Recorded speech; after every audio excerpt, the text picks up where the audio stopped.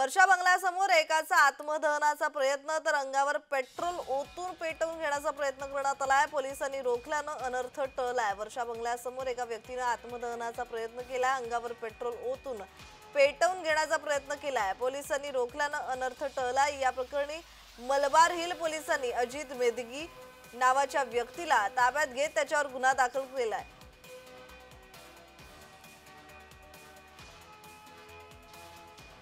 दरम्यान कालची ही घटना आहे। वर्षा बंगल्यासमोर एकाचा आत्मदहनाचा प्रयत्न, अंगावर पेट्रोल ओतून घेण्याचा प्रयत्न करण्यात आलेला आहे। त्याचबरोबर पोलिसांनी रोखल्यानं मोठा अनर्थ टळलाय।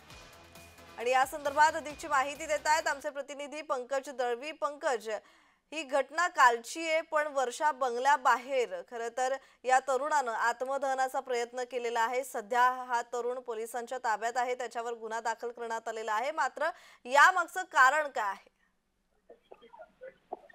सोलापूरच्या तरुणानं वर्षा बंगल्याबाहेर अंगावरती रॉकेल उठवून स्वतःला पेटून घेण्याचा प्रयत्न केला। मात्र सुनीलनं हे जे टोकाचं पाऊल आहे ते का उचललं हे अद्याप कळू शकलेलं नाहीये। बुधवारची म्हणजे कालची ही घटना आहे। महाराष्ट्राचे मुख्यमंत्री देवेंद्र फडणवीस यांचं वर्षा निवासस्थान मलबारीला आहे।